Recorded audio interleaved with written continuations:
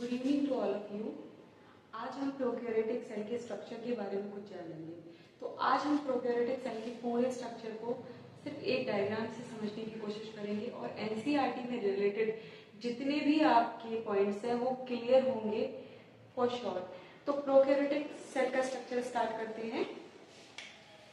Structure of prokaryotic cell. Okay, prokaryotic cell. Prokaryotic cell बेटा आप अच्छी तरह से जानते हो, एक ऐसी सेल जो प्रिमिटिव टाइप का न्यूक्लियस कैरी की हुई है। ठीक है, तो सबसे पहले हम क्या करते हैं कि स्ट्रक्चर ड्रॉ कर लेते हैं और उस स्ट्रक्चर के अकॉर्डिंग हम क्या करेंगे, सारी बात करेंगे। ठीक है, तो देखते हैं जरा एक स्ट्रक्चर ड्रॉ करके।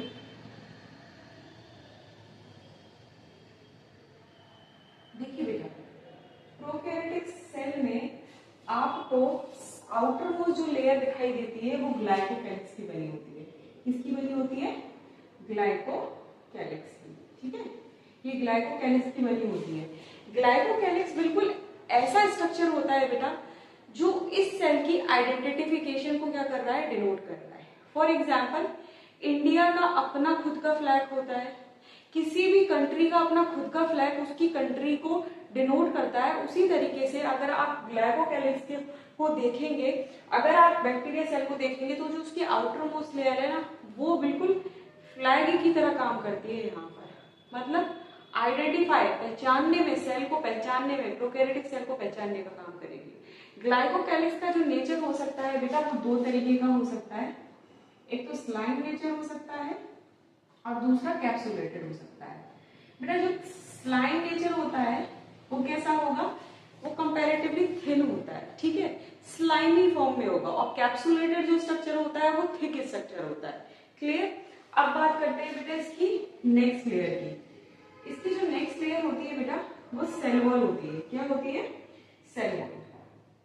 तो सेल वॉल होती है बेटा, जो सेल वॉल होती है ना बैक्टीरिया सेल में, वो पेप्टिडोग्लाइकन की बनी होती है। किसकी बनी होगी? पेप्टिडोग्लाइकन। तो यहाँ पर आप उसकी केमिकल कॉम्पोजिशन को भी देखते जाएंगे बेटा।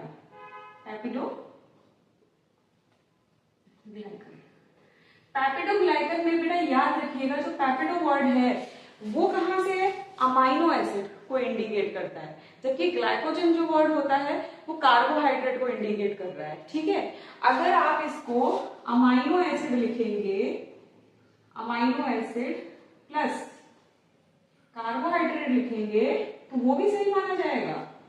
ठीक है, तो ये और ये दोनों ही स्ट्रक्चर क्या होंगे, वो सही माने जाएंगे।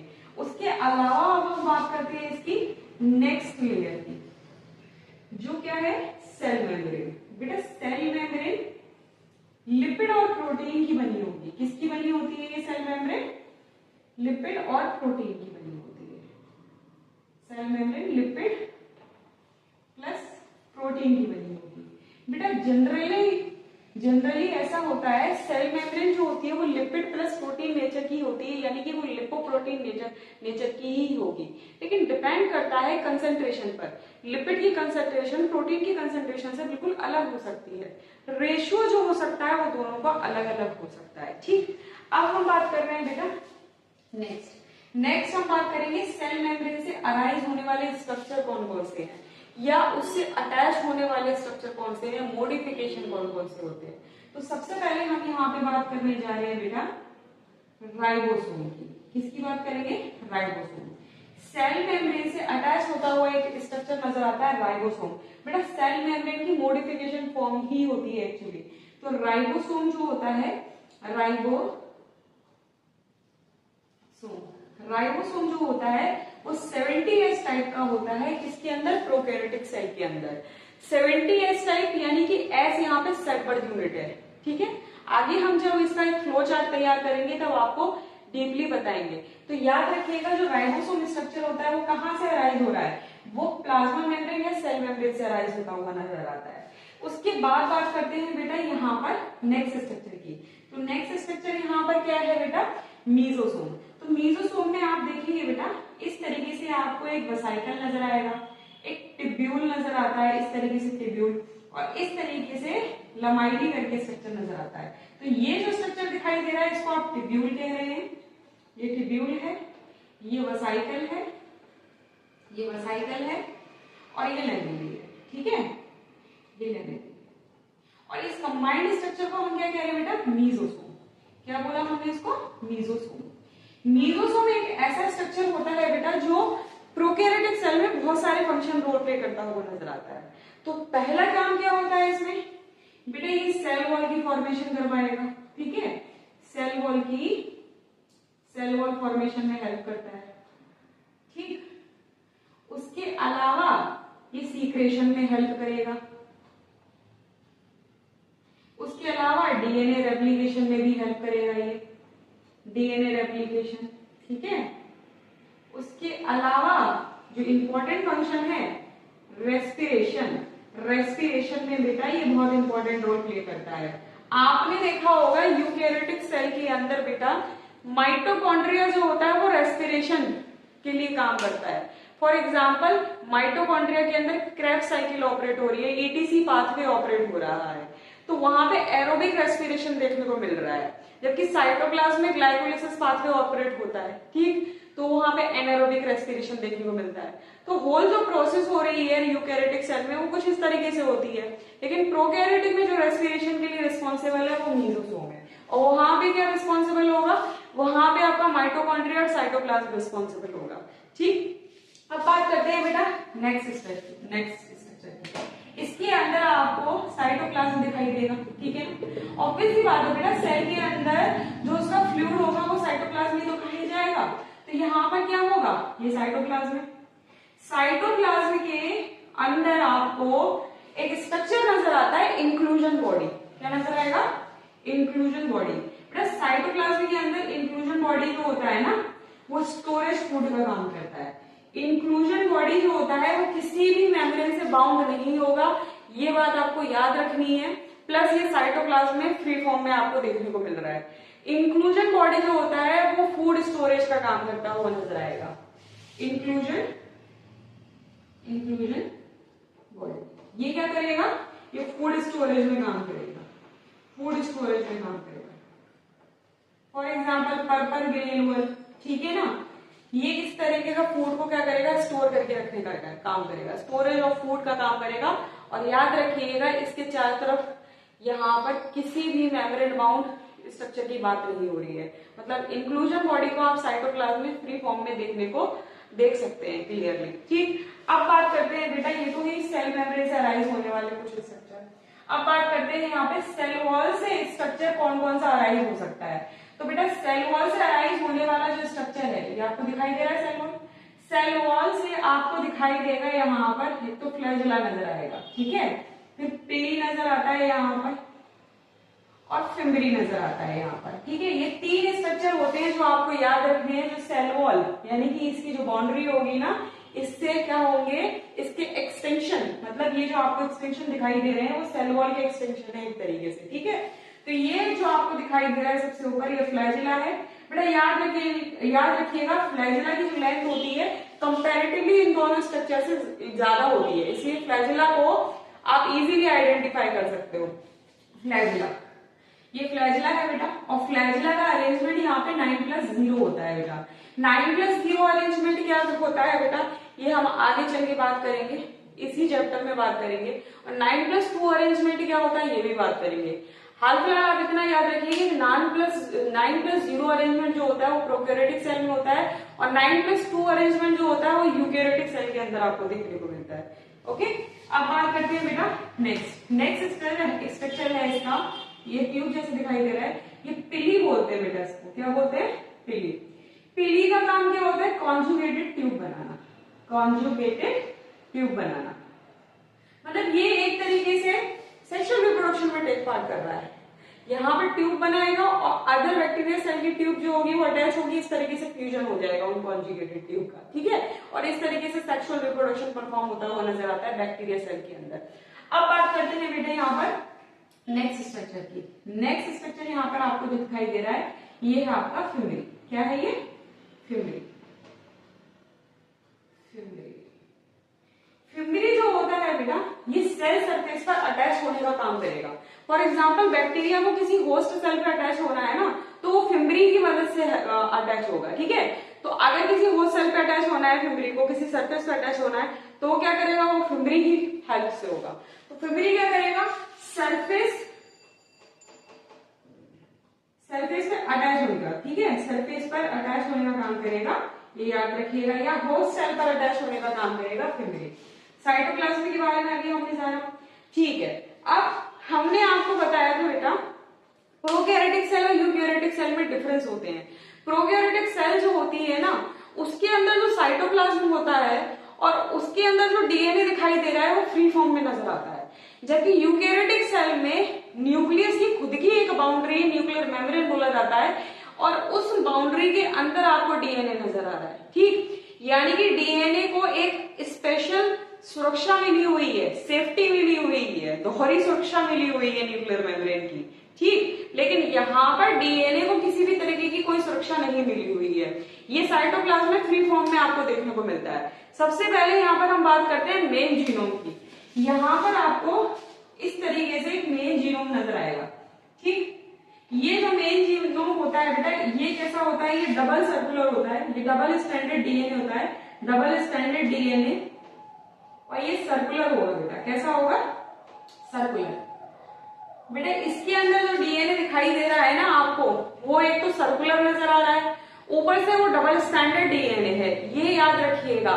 एग्जामिनेशन पॉइंट ऑफ व्यू से ये सारे पॉइंट्स बहुत इंपॉर्टेंट है, ठीक। तो यहाँ पर आपको जो डीएनए दिखाई दे रहा है वो डबल स्टैंडर्ड है और सर्कुलर फॉर्म में नजर आ रहा है, ठीक।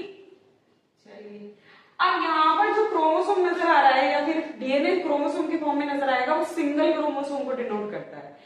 अब इसका काम क्या होता है मेन जीनोम का, बेटा जब आप जेनेटिक इंजीनियरिंग पढ़िएगा उसमें रिकॉम्बिनेशन की प्रोसेस देखिएगा। रिकॉम्बिनेशन के प्रोसेस में हम कभी भी मेन जीनोम को टच नहीं करते हैं। ये जो मेन जीनोम है ना, आप इसको कभी टच नहीं करेंगे। कारण क्या है, कारण ये है बेटा, जो मेन जीनोम होता है ना, सेल के अंदर जितनी भी बायोलॉजिकल एक्टिविटी हो रही है ना, वो यही कंट्रोल करता है। फॉर एग्जाम्पल प्रोटीन बनाना है, प्रोटीन को सिंथेसाइज करना है, इसकी इंफॉर्मेशन इसके पास है। अगर ये इंफॉर्मेशन ही खत्म हो जाएगी तो ये प्रोटीन नहीं बना सकता, फिर भले ही कितना भी राइबोसोम क्यों ना पड़ा हो, ठीक। जब तक इंफॉर्मेशन नहीं होगी जेनेटिक मटेरियल की या उससे रिलेटेड फंक्शन की, क्या कोई सेल में काम परफॉर्म हो पाएगा, बिल्कुल नहीं हो सकता है। तो मेन जीनोम को हम टच इसलिए नहीं करते हैं क्योंकि ये पूरी सेलुलर एक्टिविटी को, प्रोकैरियोटिक सेल के अंदर जितनी भी बायोलॉजिकल एक्टिविटी है, जितनी भी सेलुलर एक्टिविटी है, उनको कंट्रोल करता है, ठीक है। और उसके अलावा प्रोटीन का सिंथेसाइज, ये एक एग्जांपल है प्रोटीन का सिंथेसाइज, इसके अलावा ये बहुत सारा काम करवाता है, ठीक। उसके अलावा हम बात करते हैं बेटा, यहाँ पे आपको कुछ सर्कुलर फॉर्म में डीएनए नजर आता है। ये जो सर्कुलर फॉर्म में डीएनए नजर आता है, इसको हम एक्स्ट्रा क्रोमोसोमल डीएनए बोलते हैं, और आप इसको प्लाज्मिड भी कह सकते हैं। क्या कह सकते हैं, प्लाज्मिड कह सकते हैं इसको। तो प्लाज्मिड क्या होता है, ये एक्स्ट्रा सर्कुलर डीएनए है। अब बात करते हैं वापस से रिकॉम्बिनेशन की, ठीक है। मेन जीनोम को हम टच नहीं कर सकते, कारण समझ में आ गया। लेकिन क्या प्लाज्मिड को हम यहाँ पर रिकॉम्बिनेशन में यूज कर सकते हैं, ऑफ कोर्स कर सकते हैं। रिकॉम्बिनेशन की प्रोसेस में प्लाज्मिड का ही यूज किया जाता है। क्यों, एंटीबायोटिक रेजिस्टेंस प्रॉपर्टी है बेटा इसके पास। आपने क्या किया, एक प्लाज्मिड लिया, एक फॉरेन डीएनए लिया, उनको जोड़ा और नए कॉम्बिनेशन का डीएनए बना दिया, इसको क्या बोला, रिकॉम्बिनेशन बोला। तो अभी हाल फिलहाल आप सिर्फ इतना याद रखिएगा कि प्लाज्मिड जो होता है वो रिकॉम्बिनेशन की प्रोसेस में हेल्प करेगा। किसमें काम करेगा, रिकॉम्बिनेशन की। क्लियर है यहाँ पर, ये ऑलमोस्ट सारे पॉइंट जो हैं वो आप दिमाग में रखिएगा बेटा, एग्जामिनेशन पॉइंट ऑफ व्यू से सब कुछ बहुत इंपॉर्टेंट है। अब बात करते हैं इसमें नेक्स्ट लेवल पे बात करते हैं। डीएनए क्या करता है, डीएनए एमआरएनए की चेन को रिलीज करेगा। बहुत अच्छी तरह पता है हमको, डीएनए से एमआरएनए का अपना ट्रांसक्रिप्शन होता है, यूकैरियोटिक सेल में पढ़ा हुआ है। लेकिन यहाँ पर ये प्रोसेस थोड़ी अलग होती है बेटा। यहाँ पर जैसे ही एमआरएनए की चेन रिलीज होती है ना, तो वहां पर राइबोसोम 1 by 1 करके ना जेनेटिक कोड नहीं पड़ता। सारे राइबोसोम जैसे ही एमआरएनए की चेन रिलीज होगी, बहुत सारे राइबोसोम उस एमआरएनए की चेन पर अटैच हो जाएंगे और उस स्ट्रक्चर को हम पॉलीसोम या पॉलीराइबोसोम बोलते हैं। देखते हैं जरा, फॉर एग्जाम्पल आपको इस तरीके से एमआरएनए की चेन नजर आ रही है। ये एमआरएनए की चेन डीएनए ने ही बना के भेजी है। तो यहाँ पर याद रखिएगा, ये जो एमआरएनए की चेन है, ये एमआरएनए यानी कि मैसेंजर आरएनए बेटा। मैसेंजर आरएनए मतलब कुछ ना कुछ तो मैसेज होगा ना इसके बाद। इसके पास बेटा जेनेटिक कोड का मैसेज होता है। अगर जेनेटिक कोड नहीं होगा तो प्रोटीन सिंथेसाइज नहीं हो सकता, ठीक है ना। और जेनेटिक कोड को रीड करने का काम कौन करता है? राइबोसोम करता है। तो जैसे ही राइबोसोम देख लेगा, ये जो राइबोसोम है ना, ये देख लेगा कि एमआरएनए की चेन रिलीज हो गई है, अब ये आकर यहाँ पर क्या हो जाएगा, एमआरएनए पे आकर अटैच हो जाएगा। और ये कोई 1 by 1 करके अटैच नहीं होगा जैसे यूकैरियोटिक सेल में होता है, सारे राइबोसोम एक ही साथ आके अटैच हो जाते हैं एमआरएनए की चेन पर। ओके, इस स्ट्रक्चर को बोलते हैं पॉलीसोम। क्या बोला आपने इस स्ट्रक्चर को? पॉलीसोम या पॉलीराइबोसोम, पॉलीसोम या पॉलीराइबोसोम बोलते हैं। एग्जामिनेशन पॉइंट ऑफ व्यू से बेटा पॉलीसोम बहुत बार क्वेश्चन पूछा गया है और ये जनरली आपका वेरी शॉर्ट्स वगैरह में, मैच द फॉलोइंग में पूछ लिया जाता है। तो याद रखिएगा ये सारे कंसेप्ट। तो हम दोबारा से जरा रिकॉल कर लेते हैं हमने क्या क्या पढ़ा।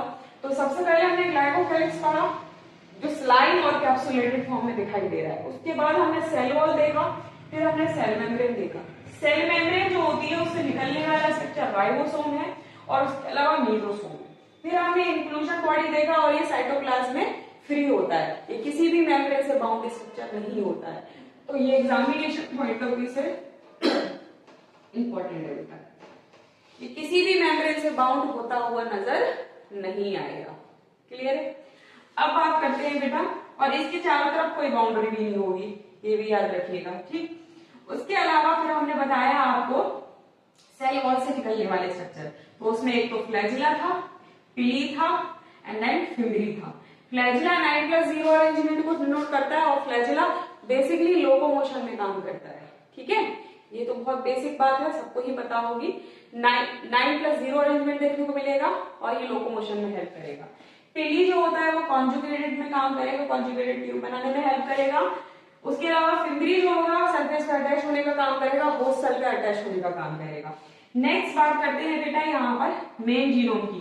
साइटोप्लाज्म के अंदर आपको मेन जीनोम दिखाई देता है और ये डबल स्ट्रैंडेड डीएनए होता है, सर्कुलर होता है, ये याद रखिएगा। जनरली यूकैरियोटिक सेल में कैसा होगा? लीनियर होगा, लेकिन इसमें कैसा होगा? सर्कुलर होगा। अब उसके बाद हमने बात की थी प्लाज्मिड की। एक्स्ट्रा क्रोमोसोमल डीएनए को आपने क्या कहा? प्लाज्मिड। किसमें काम करेगा प्लाज्मिड? जब आप जेनेटिक इंजीनियरिंग पढ़ेंगे या बायोटेक्नोलॉजी पढ़ेंगे, वहां पर रिकॉम्बिनेशन की प्रोसेस में देखने को मिलेगा। उसके अलावा फिर आपने क्या पढ़ा? पॉलीसोम स्ट्रक्चर पढ़ा। इसमें आपने देखा कि एमआरएनए की एक चेन होती है, उसमें बहुत सारे राइबोसोम क्या होते हैं? आपके अटैच होते हैं, ठीक। इस कंबाइंड स्ट्रक्चर को आपने क्या बोल दिया? पॉलीसोम बोल दिया।